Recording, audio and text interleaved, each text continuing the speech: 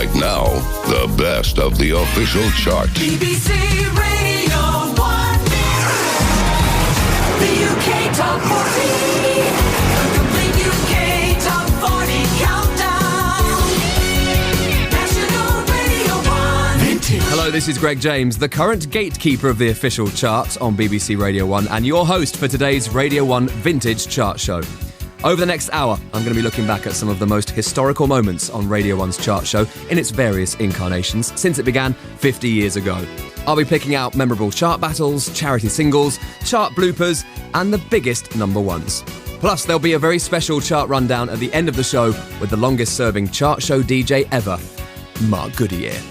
Let's get some music on first, though, and we head back to 1967 for the number wonderful sound in the Radio 1 Fun 30 on this day 50 years ago. This is Engelbert Humperdinck with The Last Waltz on the nation's favourite. I wonder, should I go or should I stay? La la la la la la la la.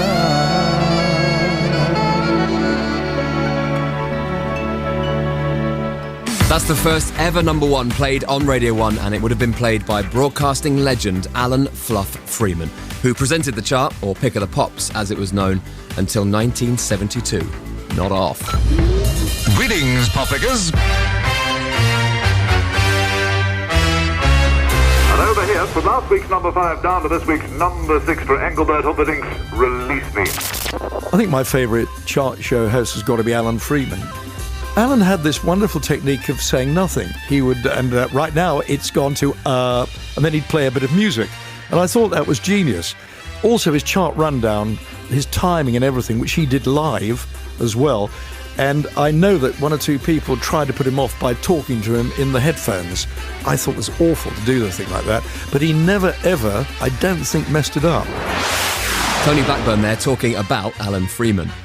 Tony went on to do the official chart himself in 1979 for 3 years, but one of the chart legends when I was a kid was this man, Bruno Brooks. Love Hurts down to a 28 on the official countdown. This is Bruno. Stand by for another new entry. That's next.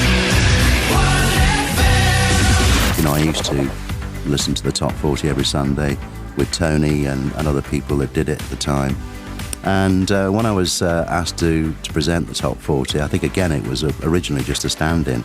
But I thought I'd never be doing this, and this is exactly what I wanted to do, because very much me, you know, I like energy in radio, and the Top 40, for me, is all about energy, excitement. And yeah, and that became, I suppose, one of the biggest shows I ever presented on Radio 1. And the man that took over from Bruno in 1995 would go on to be Radio 1's longest-serving chart presenter, Mark Goodyear.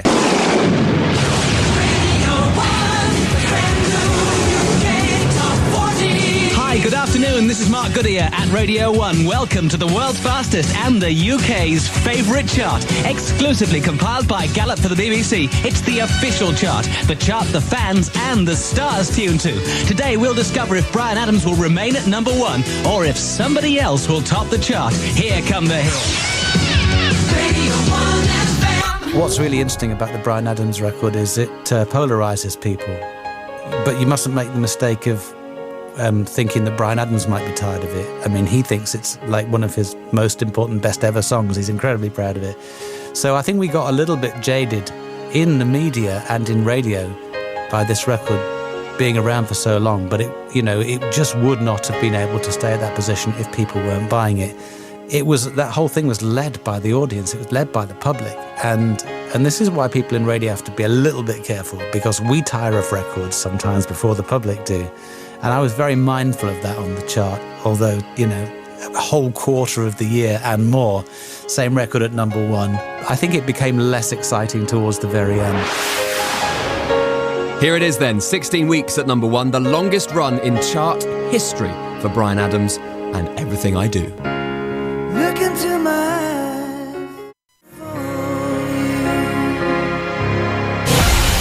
That was Bryan Adams with Everything I Do, which first charted back in 1991 thanks to the big summer blockbuster Robin Hood, Prince of Thieves. After 16 weeks at the top, Bryan Adams is down 3 at number 4. The UK's brand new number 1, straight into the top of the chart, The Fly by U2. 16 consecutive weeks is still a chart record to this day. That song sold 15 million copies worldwide. He's nearly been matched twice, though, over the years. Most recently in 2016, Drake's second UK number 1, One Dance, managed 15 consecutive weeks at the top of the chart. I need a one dance, got a Hennessy in my hand. One more time before I go. Higher powers taking a hold on me. And this was only 18 months ago. And boy, do we all remember it well. Let's go further back to 1994, and Wet Wet Wet released Love Is All Around. There's no beginning, there'll be no end. 'Cause all my love, you can't leave. Now that might have beaten Bryan Adams' record for consecutive weeks at the top had the band not got bored of their own song and deleted it from sale.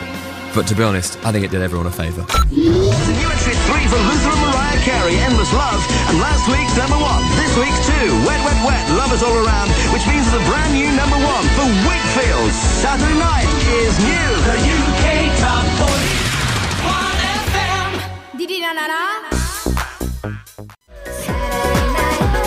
Wakefield, Saturday night on BBC Radio 1 Vintage. 4 weeks at number 1 in 1994, thanks to Wet Wet Wet, who famously got tired of their own record.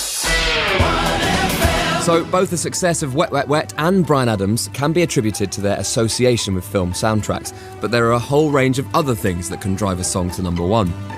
Time and again we've seen songs grab the top spot as a result of a public figure, usually loved, passing away unexpectedly. Long before Radio 1 started, the first deceased artist to top the charts was Buddy Holly in 1959. There you go, baby. Here am I. Oh, well, you left me here so I could sit and cry. Well, golly gee, what have you done to me? Oh, well, I guess it doesn't matter anymore. Fast forward to 1977 and to the death of Elvis Presley, he climbed to the number 1 spot with Way Down, which was already in the charts at the time. Well, I can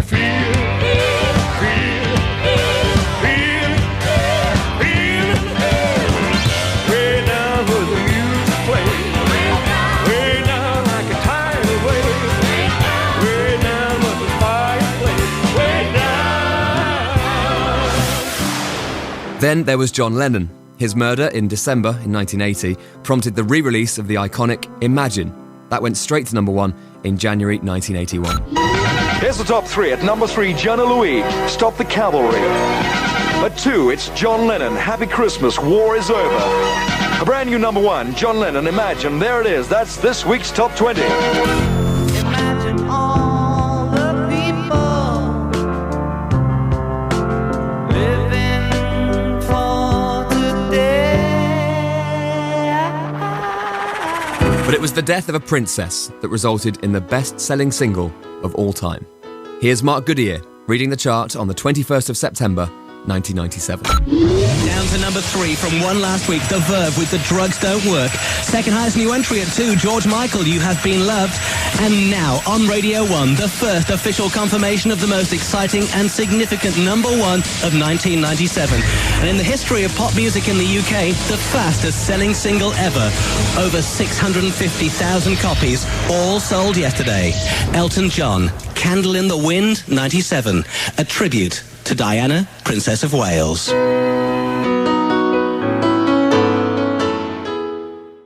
That's Candle in the Wind, 1997, which was a double A-side with Something About the Way You Look Tonight, which would go on to sell 33 million copies worldwide and is far and away the biggest number 1 in UK chart history.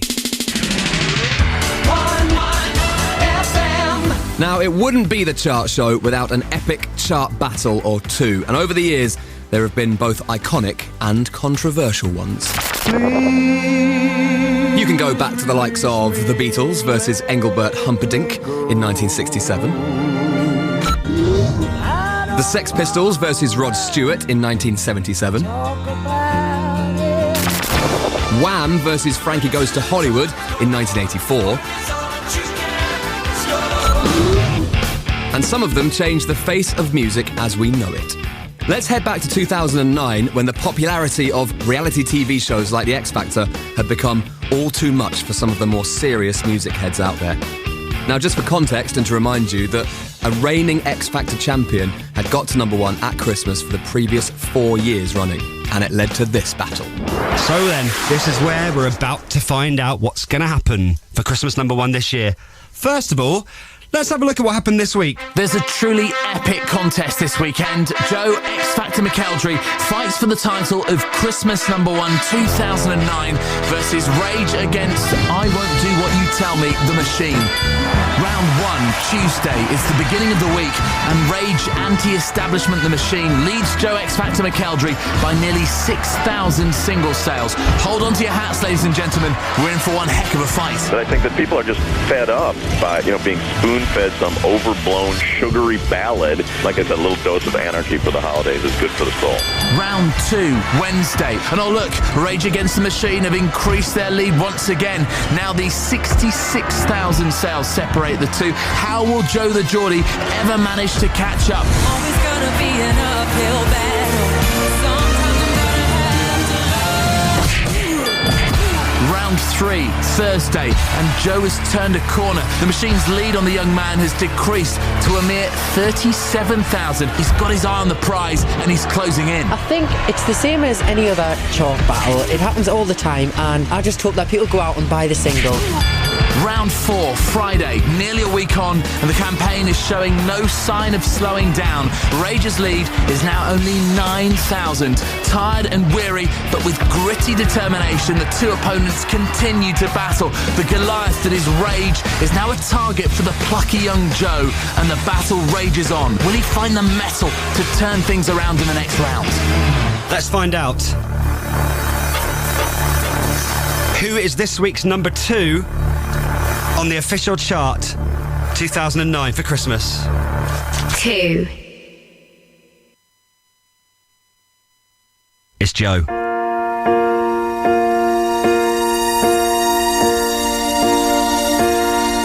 I can almost see it, that dream I'm dreaming, but there's a voice inside my head saying you'll never reach it. I loved all this. As a radio nerd, as a chart nerd, just as a music fan, I thought, this is great. This is exactly what the chart should be about. It was the proper national talking point.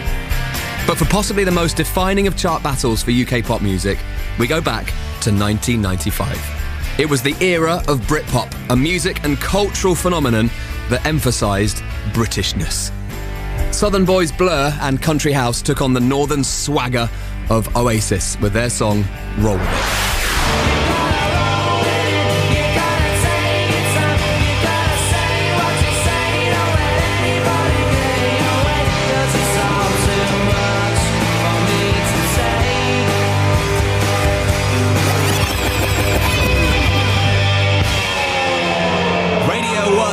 Original Top 40 chart show with congratulations to Oasis. They debut at number 2.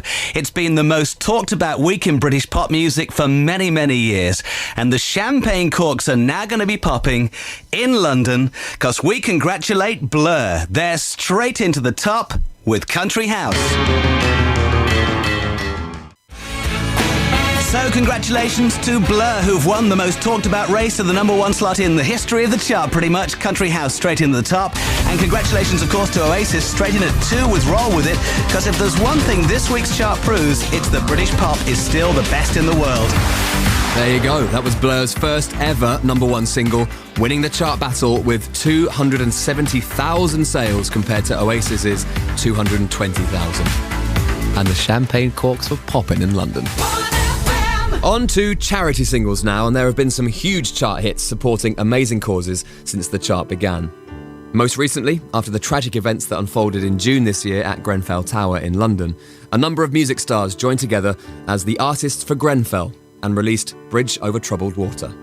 The song went straight to number 1 on the official chart after the biggest opening day sales in a decade. Artists featured included Stormzy, Leona Lewis and Robbie Williams.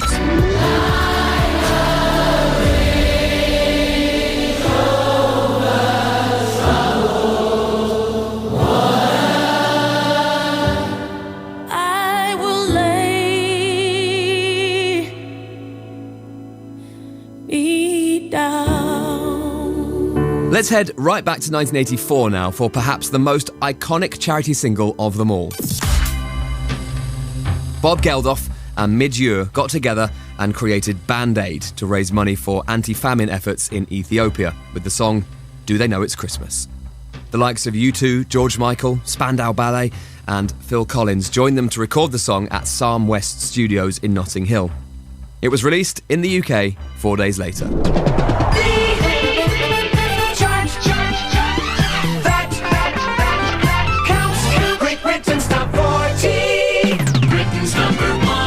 It sold 1.25 million copies in 1 week, the fastest selling single ever.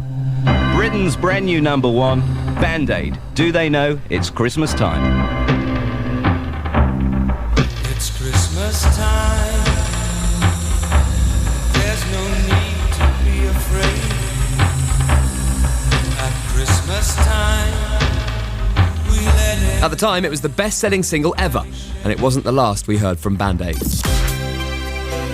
Over the years, Bob and Midge brought us 3 more incarnations of the original song, each time featuring a different collaboration of stars at the time.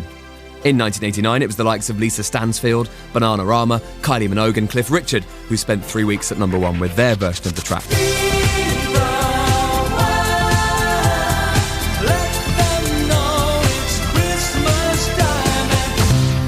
There was Band Aid 20 in 2004 featuring Busted, Lamar, the Sugar Babes and Chris Martin. They spent 4 weeks at the top.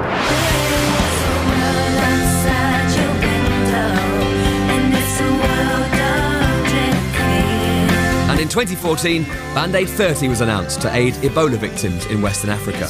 Sam Smith, Ed Sheeran and Rita Ora were amongst the host of artists who got to number 1 with their rendition of the famous song.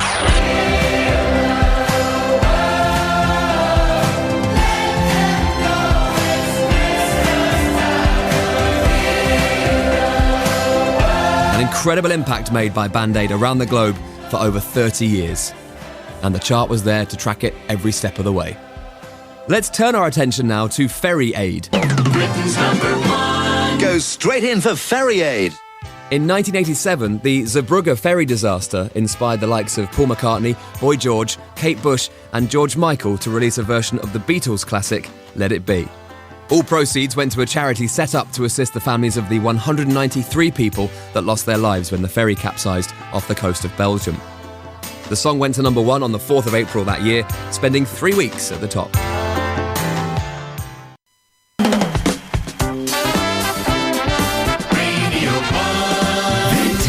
Up next, it's me, Annie Nightingale, with the Annie Nightingale Request Show, as it was known. I'll see you in about 20 minutes. You've got a friend, the happy sound of Radio 1. Vintage.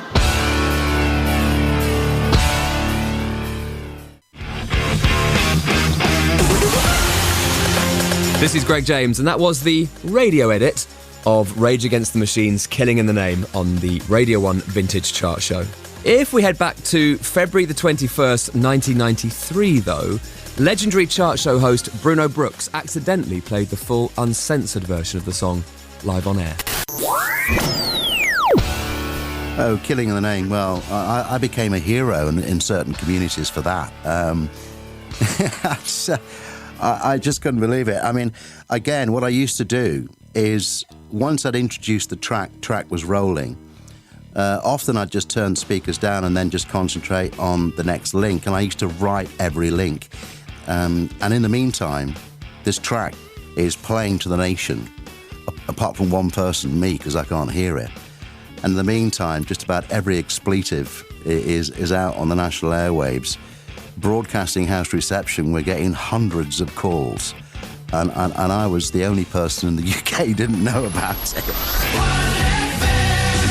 Rage Against the Machine, Killing in the Name is in at number 27.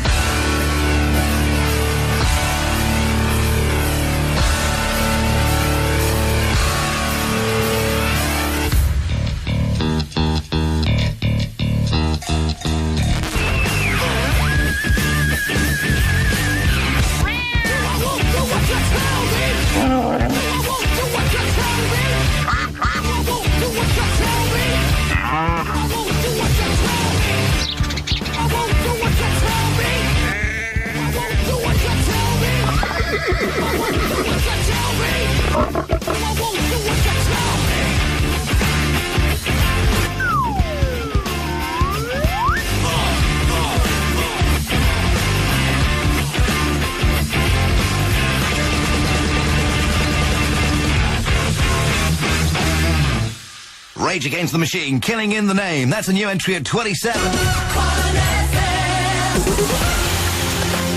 Now, it would hardly be fair to include everyone else's bloopers when I have an awful one, which probably should be documented as well. And it's the time when I accidentally read the wrong chart out. It's not my finest moment. No, lots of things are going wrong today. They are. Not only news, but the chart went wrong. Oh no. Yeah. It's all going off. Now, Reg and Chris Smith, I've got a confession to make. The rundown, which we did about 5 minutes ago, was in fact a rundown from 4 weeks ago. And the wrong one went out on Oh, let's move on from that. For our final blooper, it's time for a trip back to 1982 and the legendary Tony Blackburn's mispronunciation of the name of a brand new band from Birmingham.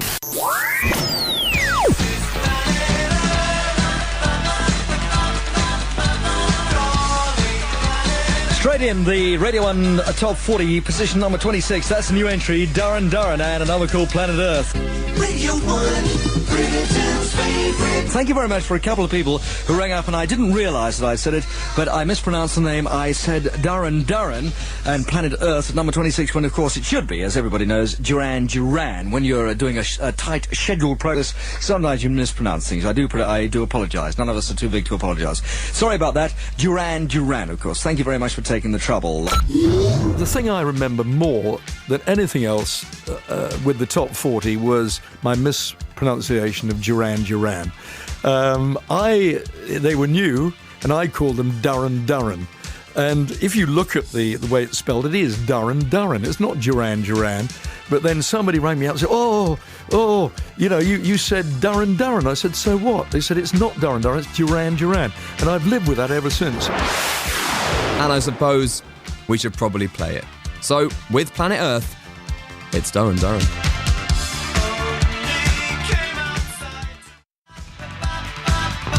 Duran Duran and Planet Earth on BBC Radio 1 Vintage, and what a show it's been so far, looking back at some of history's biggest chart moments. And to wrap things up, I'm so excited to say that I'm joined by an incredibly special guest, a radio icon, a radio hero of mine, Mr. Mark Goodyear. Very good to see you. Oh, it's so good to have you on, Mark. And people will know you who are listening to Radio 1 Vintage as the man who did the chart show for 10 years. You started in Radio 1 in 1987. Yes, Boxing Day 87, so nervous was I could not eat my Christmas dinner the day before. I think that's a mean day to make you start your Radio 1 career. It was just what it was. You just take the chance, and I managed to cling on for a few years. What are your memories of Radio 1? What are your favourite memories?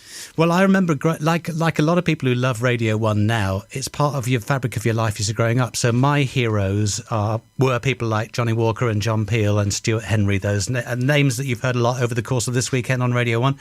And so my memory is of being like The Apprentice. You maybe remember this when you started here. You come in and it's so important to you, but these people around here are giants. So I was really, I was humbled by the experience, and it took me really quite a long time to find my feet, but I'd always been a fan of pop music, and I've always been a fan of the chart. Used to love Tom Brown and all my predecessors on this, so I felt it was a kind of a badge of honour and something I really had to live up to. I relate to that very much, feeling overwhelmed when you join the place that you listen to. Yeah. Shall we do a rundown? We're going to do the 40. Shall we do the current 40? Yeah. From the week just gone on Radio 1. Before you do that, would you have a little bash at introing the chart like I used to have to? Because you've got the jingles there. Okay, fine. So it's pretty quick, isn't it? It's got to be quicker than I usually do it. No, you could meet you in the middle, okay? Okay, here we go. The complete UK Top 40 Countdown. Hi, good afternoon. This is Greg James at Radio 1. Welcome to the world's fastest and the UK's favourite chart, exclusively compiled by the official charts company for the BBC. It's the official chart, the chart that the fans and the stars tune to. Today we'll discover if Sam Smith will remain at number 1 for a third week, or if somebody else got the top of the chart. Here come the hits. The UK Top 40. Very good. Critique? Yeah, I'll give you 8 out of 10 for that. You'll get 10 next week. Now we've got to meet in the middle and do this chart rundown. This week's chart. This is going to be tough. Should we go? Yeah. The complete UK Top 40 Countdown. And we start at 40, down 1 for XXXTentacion with Jocelyn Flores. 39, down 15, Niall Horan and Too Much to Ask. Down 4, it's Ed Sheeran at 38 with Shape of You. New entry, 37, Cardi B and Bodak Yellow. New entry for Paloma Faith at 36 with Cry Baby. A climber at 35, congratulations, Post Malone and Quavo. It's a re-entry for Ed Sheeran with Perfect at 34. Falling 6 at 33, Feels, Harris, Pharrell, Big Sean and Perry. And it's down 2 at 32 for EXO Tour Life, Lil Uzi Vert. And at 31, Jason Derulo climbing 2 with If I'm Lucky. And into the 30 we go with a new entry from Big Shaq. This is Man's Not Hot. At number 29, Finders Keepers Mabel featuring Kojo Funds. That's a new entry. It's up 7 for Craig David at 28 with Heartline. 27, it's Taylor Swift down 6 and Ready for It. Up 3 for Marshmello featuring Khalid, Silence at 26. 25, Despacito, Louis Fonz, Daddy Yankee and Bieber falling 2 places. It's Unforgettable at 24 by French Montana and Sway Lee. It's up 2. Up 8 places to 23, Glorious, Macklemore and Skylar Grey. Down 3 for The Script, Rain at 22. And down 3 at 21 for your song, Rita Ora. And into the 20 with Louis Tomlinson, down 4 places, Back to You. 19, Swish Swish, Katy Perry and Nicki Minaj, that's climbing 3 places. 18, it's Maroon 5 featuring SZA, up 7 for What Lovers Do. Falling 2, Demi Lovato, number 17, Sorry Not Sorry. Down 2 for Mi Gente, J Balvin and Willie William at 16. Chris Brown, 15, Questions, down 3. Up 6 for Steph London, Hurting Me at 14. Young Bane and Young and Bestie, that's number 13, it's a non-mover this week. It's up 5 for Logic and Alessia Cara with 1-800. And at number 11, Friends, Justin Bieber and Blood Pop, down 3. And here comes the UK's official top 10. At 10, up 1 for James Hype featuring Kelly Lee, More Than Friends. At number 9, down 5, Taylor Swift and Look What You Made Me Do. It's up 2 for Avicii featuring Rita Ora, Lonely Together. At number 7, Dusk Till Dawn, Zayn featuring Sia, also climbing 2 places. It's down 3 for What About Us by Pink at 6. CNCO Little Mix, Reggaeton Lento, that's down 1 at number 5. Up 3 places for Havana, Camila Cabello featuring Young Thug at 4. Number 3, down 1 place, Dua Lipa, New Rules. And it's up 3 for Post Malone featuring 21 Savage with Rockstar. And that means the UK's official Radio 1 number 1 for a 3rd consecutive week is Too Good at Goodbyes, Sam Smith. The UK Top 40, the UK's number 1. You must think that I'm stupid. I'm way too good at goodbye. 3 weeks at number 1 then for Sam Smith and Too Good at Goodbyes. And I hope you've enjoyed this Radio 1 Vintage Chart Show. Mark Goodyear, thank you so much for being part of it. It's an absolute pleasure, Greg. And Annie's next. Radio 1. Still to come, from 9, Johnny Walker. From 8, Zane Lowe. Right now, it's the Annie Nightingale Request Show. BBC